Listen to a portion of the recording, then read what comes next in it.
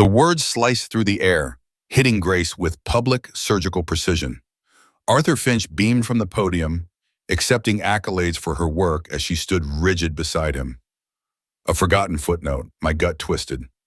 Arthur's eyes met mine, a slow, predatory wink, confirming. Her career and our future now hinged entirely on his whim.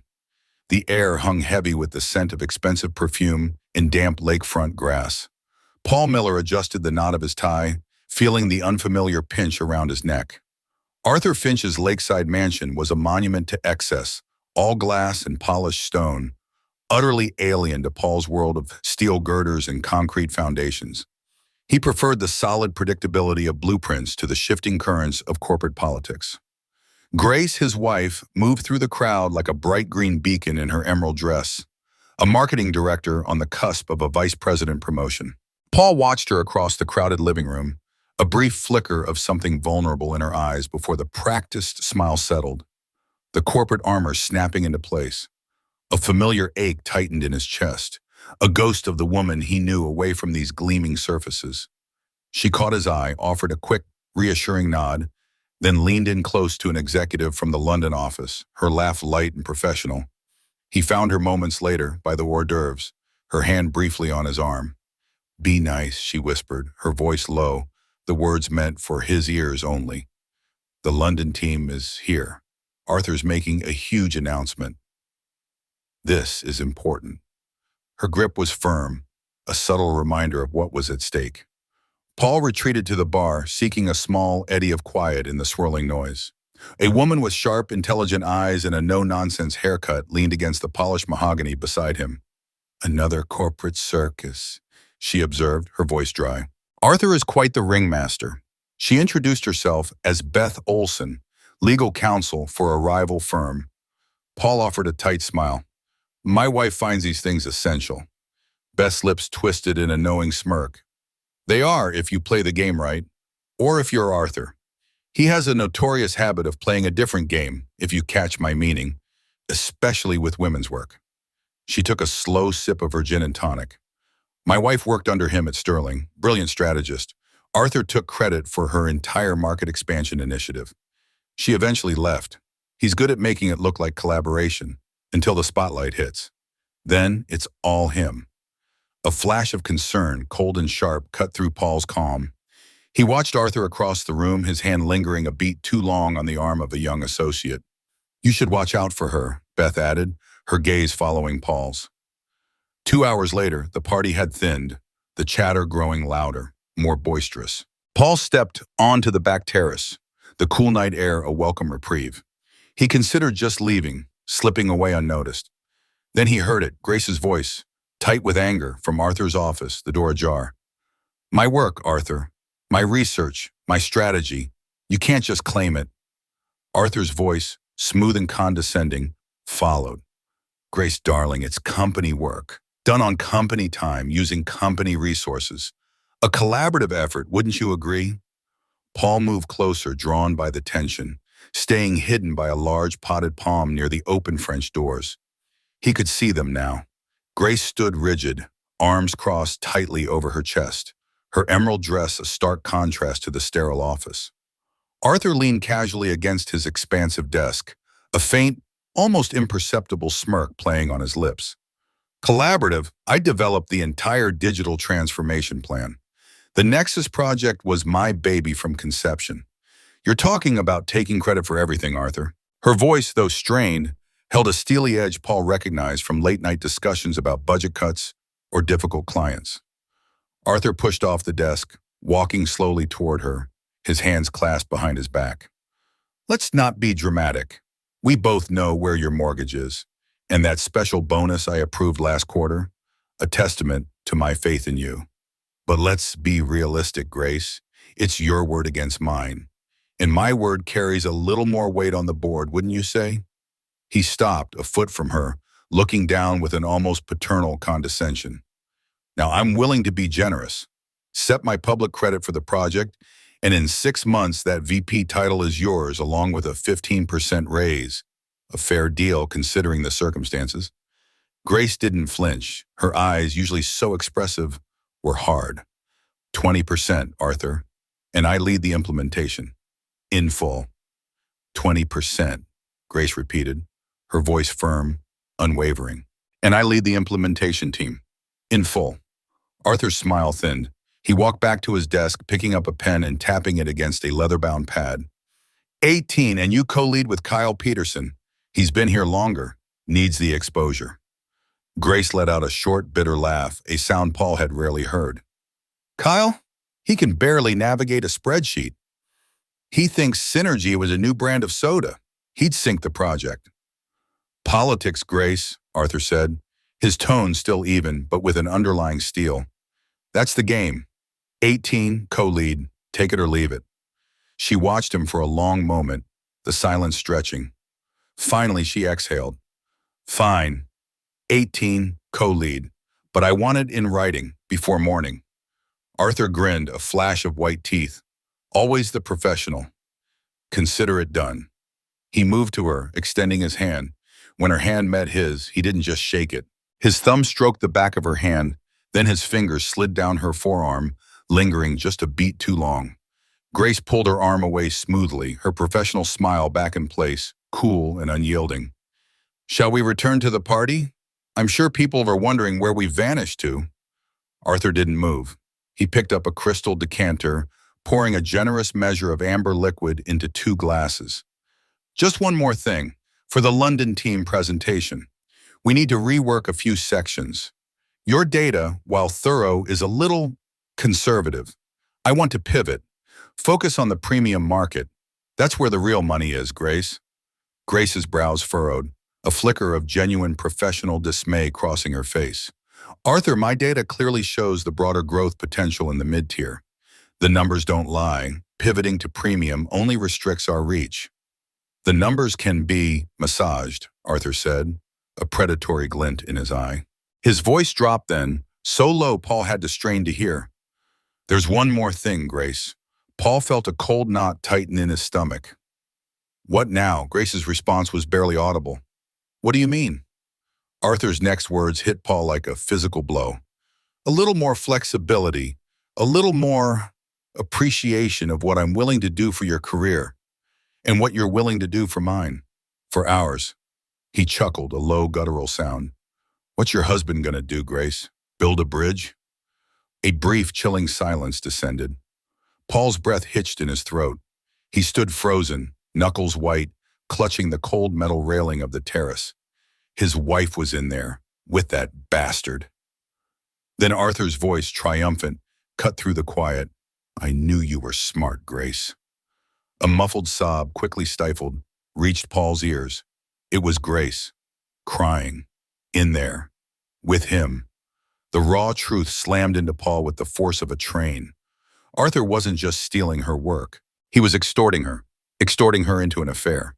The cold realism of his professional life, the precise calculations, the predictable stresses on materials, shattered, replaced by this ugly, twisting horror.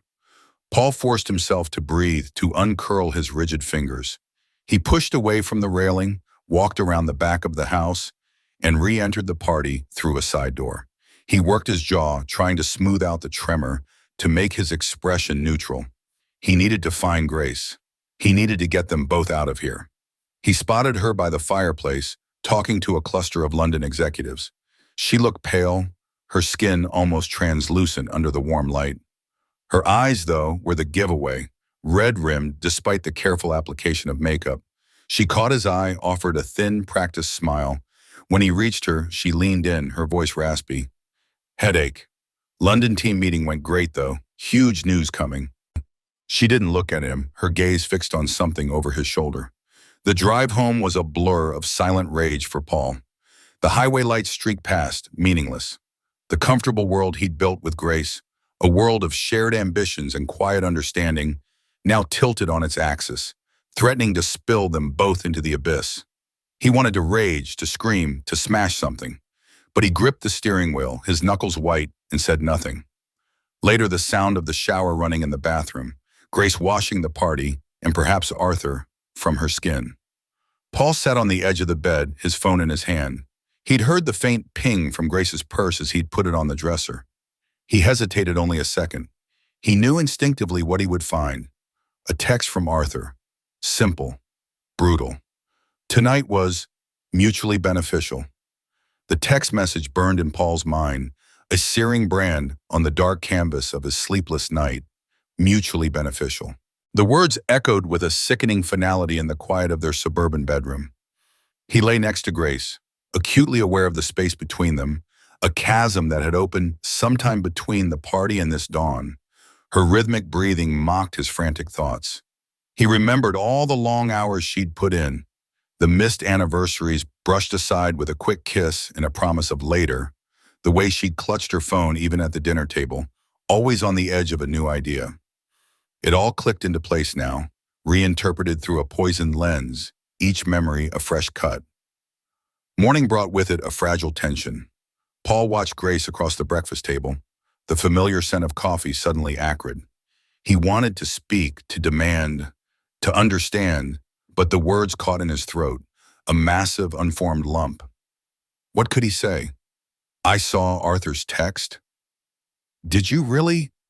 The enormity of her secret, of their secret now, felt too vast to utter. He searched her face, looking for signs, a tremor in her hand, a tell in her eyes. She kept her gaze distant, focused on the swirling cream in her coffee, avoiding his. At work, the girders on his current bridge project felt heavier than usual.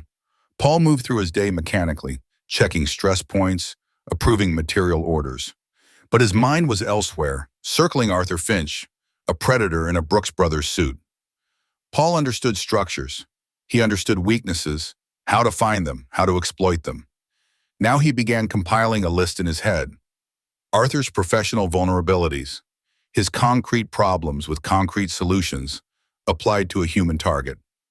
That afternoon, he started digging. Not openly, not yet. Online searches, industry forums, hushed rumors he'd overheard at other corporate events. A pattern emerged, faint at first, then clearer. A trail of similar accusations of discarded, exploited women. Beth Olson's warning echoed in his ears, precise and chilling. He's good at making it look like collaboration, until the spotlight hits. Beth might know more. She had hinted at it.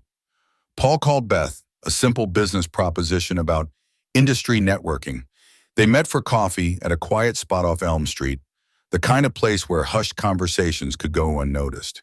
He didn't mince words. I think Arthur Finch is a predator, he said, his voice low, steady, devoid of the rage simmering beneath. He laid out his suspicions, the subtle pressures, the credit grabbing, the chilling remark about his wife. Beth, initially wary, her gaze sharp and assessing, gradually softened. She saw the genuine distress in his eyes, the carefully controlled anger. He is, she confirmed, her voice barely a whisper. It's an open secret. He's done it before. Takes the credit, pressures the women who actually do the work. It's a career accelerant for him and a wrecking ball for anyone who crosses him. She leaned forward. There are darker rumors, though, things that never hit the public record. He's left a lot of messes for us to clean up, for those of us who work with the victims. She paused, then offered, I have internal documentation, case studies.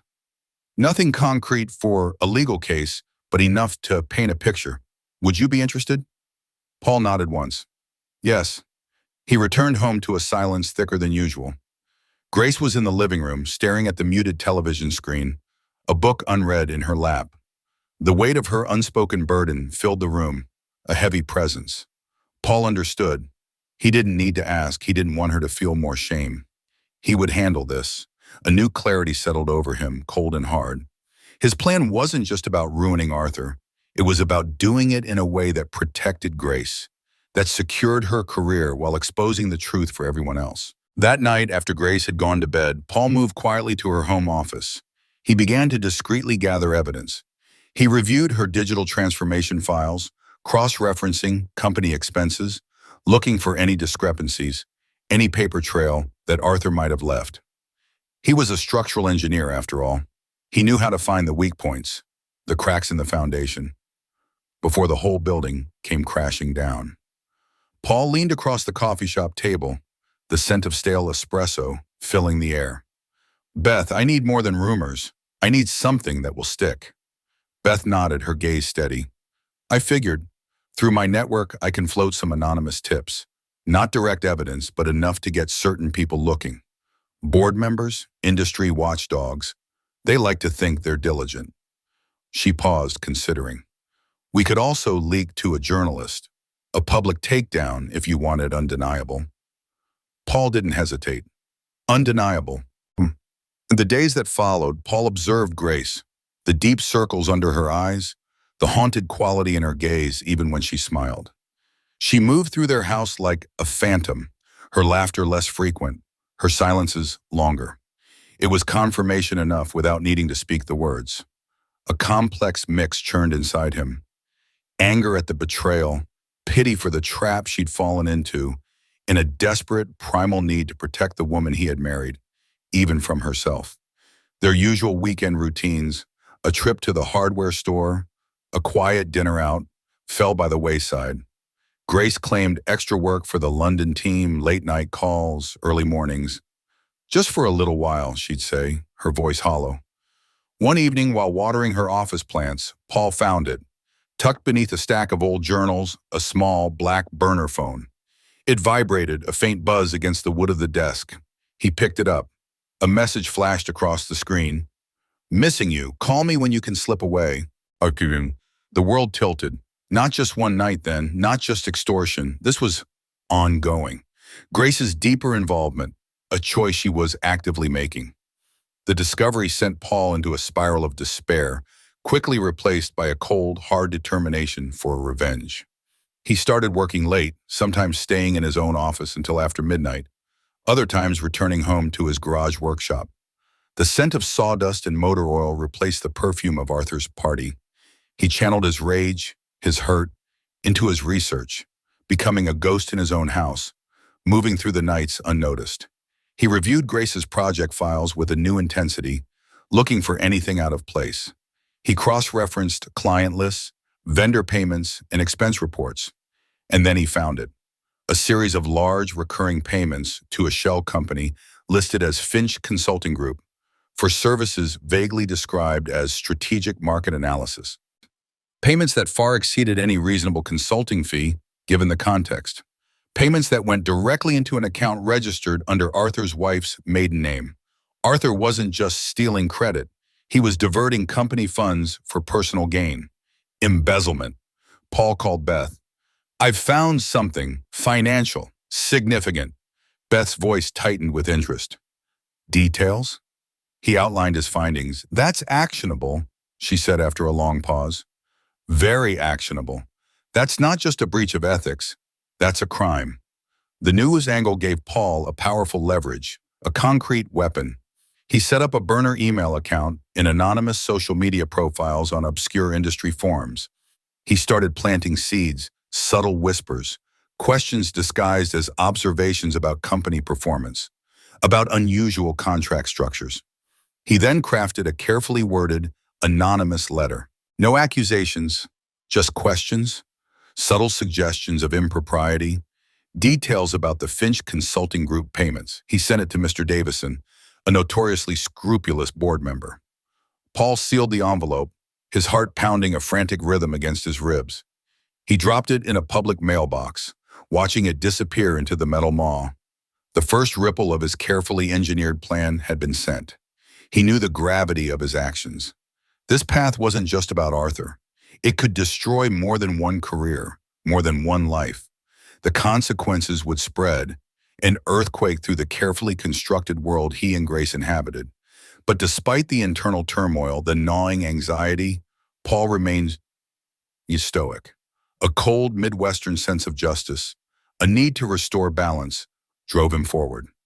The anonymous letter, carefully placed and delivered, sparked a tremor through the upper echelons of Pinnacle Industries. A palpable tension settled over the office, a low hum of unease. Mr. Davison, a man known for his meticulousness, and Mr. Schmidt, the head of finance, began asking pointed questions about Arthur's projects, his budgets, his recent expenditures. Arthur, initially dismissive, waving away inquiries with a practiced smile, soon became increasingly paranoid. His smooth facade cracked, revealing a man on edge. He lashed out at his team during meetings, his temper flaring at minor missteps, his usual charm replaced by a sharp, cutting aggression. Grace, caught in the crossfire, became visibly stressed. She worked even longer hours, her phone a constant presence, trying to deflect suspicion from the Nexus Project. From herself, she'd always thrived under pressure, but this was different. This was the pressure of a tightening noose. Paul, watching from a calculated distance, continued his work. From his burner phone, he sent a series of cryptic, anonymous messages to various board members, tiny breadcrumbs leading them to specific financial documents, to subtle discrepancies in project reports he had extracted from Grace's work files. He leveraged Beth's contacts, subtly alerting key members of the London team to the irregularities he'd found, creating international pressure on Arthur's pet project, the one that was supposed to catapult Grace to VP. Then came the article, a sharp, incisive expose published in a prominent business journal titled Corporate Predators and Stolen Innovations. It used veiled references, never naming Arthur directly, but the details were too specific, too familiar, for anyone in Pinnacle to misunderstand. It spoke of brilliant female strategists whose work was appropriated, of men who climbed the corporate ladder on the backs of others. The article sent shockwaves through Pinnacle, confirming many unspoken suspicions, giving them a voice. Arthur's carefully constructed facade began to crumble, his authority undermined by whispers, by knowing glances, by the sudden chill in the air when he entered the room. Grace, witnessing Arthur's unraveling panic, began to doubt his ability to protect her, doubt his ability to uphold their precarious agreement. The promised VP title, the 18% raise, all seemed to vanish into the corporate ether. Paul took the next step. Another anonymous tip, this one to the financial regulatory authorities, providing just enough evidence, doctored invoices, bank statements he'd secretly accessed, to trigger a formal inquiry into Arthur's company accounts, specifically the Finch Consulting Group payments. He even arranged a chance encounter with Arthur in the parking garage. As Arthur fumbled with his car keys, Paul walked past, his eyes meeting Arthur's. He held his gaze for a beat too long, a subtle message in his unblinking stare. He said nothing, just walked on, leaving Arthur to stew in his growing paranoia. Later that week, Paul overheard a heated phone call coming from Grace's office. Arthur's voice, tinny through the walls, was laced with fury. "You're betraying me! I know you are! Who else would know these details?" He was accusing Grace. Paul felt a grim satisfaction. His plan was working. It was terrible and precise. The final blow, for now, came 2 days later. An email circulated internally. The London funding for the Nexus Project was put on hold, citing irregularities and a lack of confidence in current leadership. The project, Grace's brainchild, now stalled, damaged. Paul watched Grace pack up her desk that night, her shoulders slumped. He felt a grim satisfaction, cold and hard as concrete. His plan had taken root. He knew with an engineer's certainty the cost it would exact on everyone involved. But the calculation had been made. Stick around to the end to see how life's costly choices unfold. The board meeting, held in the hushed wood-paneled room, descended into chaos. The carefully curated veneer of Pinnacle Industries shattered as the full extent of Arthur Finch's deceit was laid bare. Financial fraud, predatory behavior, stolen innovations. The meticulously gathered evidence, a mix of Beth's legal insights and Paul's forensic digging, left no room for doubt. Mr. Davison, grim-faced, presented the findings. Grace was called in to testify. She entered the room, her face pale, her emerald dress replaced by a subdued gray suit. Her strategic brilliance, once Arthur's shield, now became a weapon against him. She confirmed her innovations, her digital transformation plan, the Nexus Project, were indeed stolen. She spoke clearly, factually, her voice holding steady even as her hands trembled slightly in her lap. When questions about her personal involvement arose, Grace initially protected Arthur regarding the affair, her jaw tight, fearing the public shame, the judgment in their eyes. But under the relentless pressure, the weight of the moment, her resolve wavered. Arthur, cornered, his usual swagger replaced by a frantic desperation, tried to implicate Grace. She was a willing participant, an accomplice in my schemes in the project. She knew about the funds, he blustered, his face red. Paul, though absent from the room, was discreetly working behind the scenes. Beth, receiving urgent texts, fed the board members carefully selected snippets of evidence, emails, internal communications, that highlighted Grace's forced position, the subtle coercion, the leverage Arthur held. He ensured that while Grace's initial complicity, her desperate choices, were acknowledged, her ultimate victimhood in Arthur's larger game was also undeniable. The vote was swift and unanimous. Arthur Finch was ousted, stripped of his titles, his reputation in tatters. Legal action against him for financial fraud was initiated immediately. For Grace, the outcome was a painful consequence of her choices. Her promotion was rescinded. She was offered a senior role, a lateral move, a gesture of understanding from the board for her compromised position. But the coveted VP title, the ambition that had driven her, was gone. Paul waited until she came home, the last of the news filtering through the industry grapevine. She walked in, shoulders slumped, looking utterly defeated. He stood in the living room, the burner phone in his hand, its small black rectangle, a heavy accusation. "We need to talk," he said, his voice flat, devoid of emotion. Grace looked up, her eyes widening as she saw the phone. All the fight left her. She simply nodded, sinking onto the sofa. Paul laid it all bare, his knowledge of the affair, his role in Arthur's downfall, every step of his calculated revenge. He watched her face crumble, the tears starting, slow at first, then a cascade. "I'm so sorry, Paul," she whispered, her voice broken. "I was so scared. He had me over a barrel with the mortgage, and then the promotion. It felt like the only way. I thought I could manage it, that I could get what I needed and then end it. I didn't know what to do." She confessed everything, the fear, the desperation, the gradual erosion of her boundaries, the regret now a tangible thing in the air between them. Their conversation was raw and painful, a dissection of their shattered life. Accusations flew, tearful admissions followed.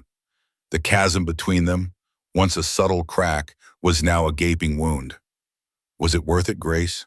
Paul asked, his voice barely a whisper, the question hanging heavy in the silent room. "Was any of it?"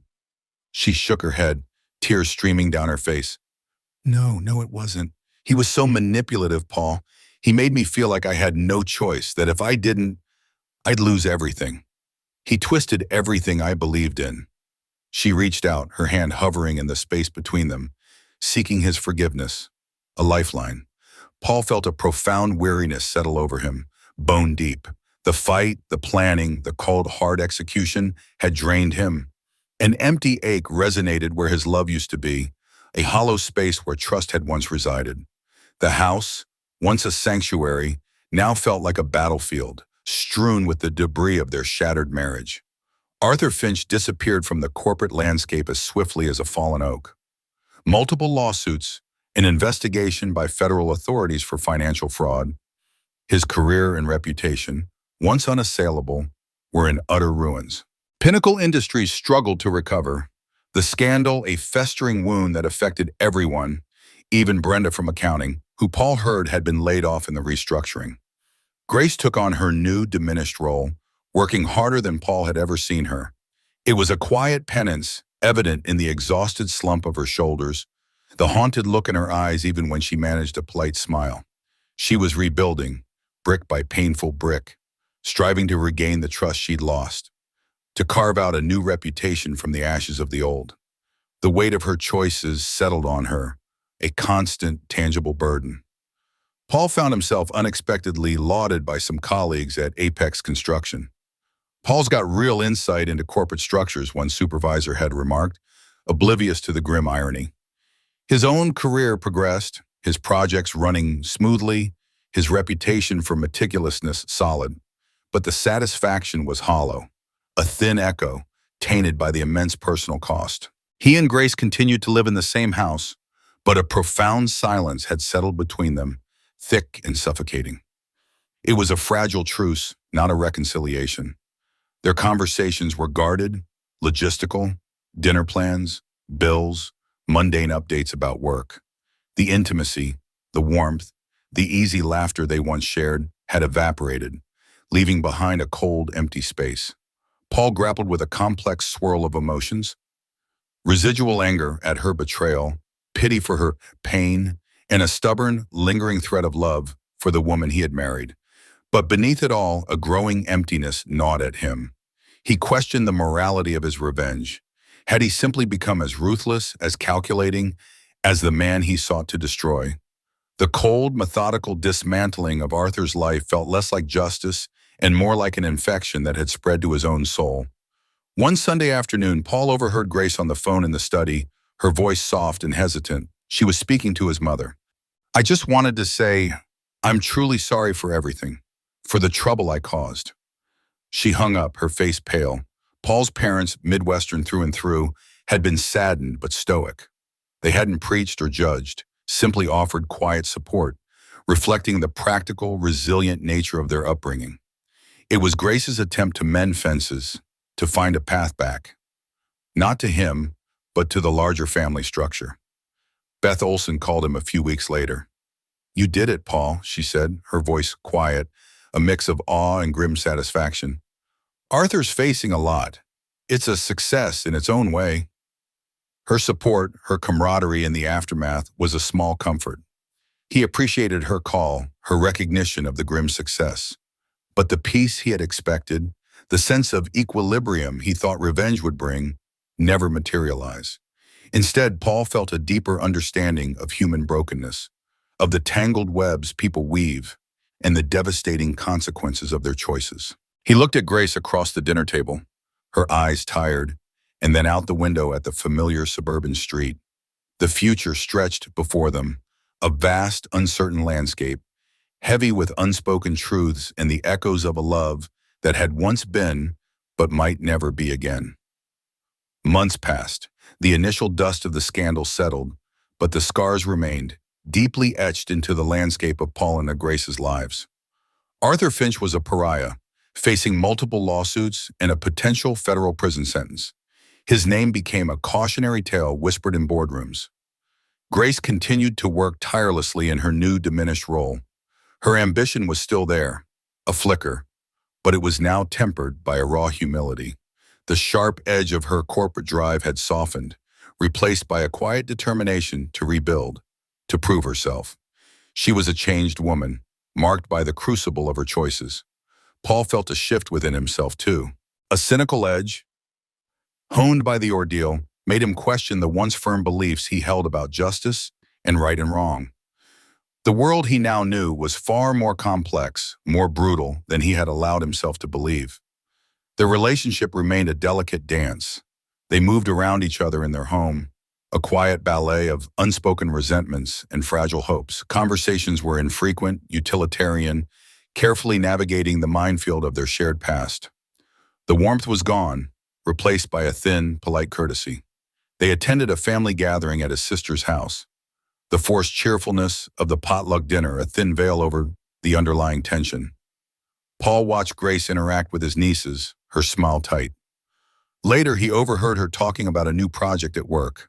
Her voice lacked the old excitement, the vibrant spark he remembered.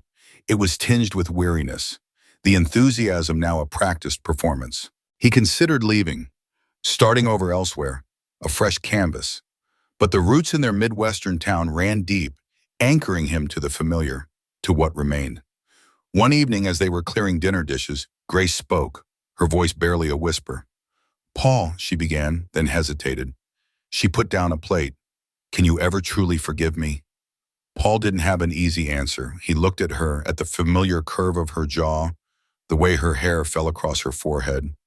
The wounds were deep, the trust broken, splintered into 1,000 pieces. "I don't know, Grace," he said, his voice quiet. "Some things, they just change you, change us." He thought about the phrase he'd heard so often. Pay the price. Everyone had paid. Arthur, Grace himself. The cost had been immense, immeasurable. He sought solace in his work.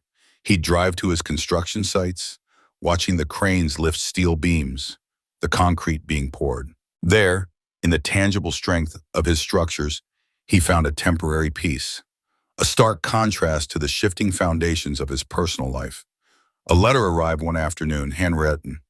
The return address was a generic post office box. He recognized Arthur's scrawling script. Paul opened it carefully. It was a bitter, self-pitying rant, full of accusations, blaming everyone but himself for his financial ruin and potential jail time. Arthur, Paul realized, had learned nothing. Paul simply crumpled the letter and threw it away. There was no triumph in the act, no surge of elation, only the cold, stark satisfaction of justice served and the lingering emptiness it had left behind. One Saturday, without a word, Paul and Grace drove out to a quiet lake, a place they had loved in simpler times. The water was still, reflecting the vast Midwestern sky. They sat in silence, the unspoken past, a heavy presence between them. Paul watched the setting sun paint the clouds in hues of orange and purple. Some things, he acknowledged, couldn't be rebuilt, only endured. He knew their story wasn't over, but the intense, brutal season of reckoning had passed, leaving them on an open road, heading into an unknown future, carrying the indelible weight of their choices. The silence that stretched between Paul and Grace became a landscape in itself, as vast and unyielding as the plains around them. The once clear lines of their life together had blurred, etched over with the permanent marks of deceit and calculated reprisal. Arthur Finch was a consequence, a symbol of what greed and unchecked power could do, but his downfall hadn't restored what was lost between husband and wife. Paul watched Grace move through their home, a ghost of her former ambition now replaced by a quiet, persistent diligence. He saw the changes in her, the way she carried the weight of her choices. But he also recognized the changes in himself, a hardened core, a cynicism that now filtered his world. Forgiveness remained a word without a clear path, an elusive destination in a journey neither of them knew how to navigate. They endured day by day in a house that held more history than hope. The past was a foundation that could not be unlaid, and the future was simply a road that continued, 1 mile after another under an indifferent sky.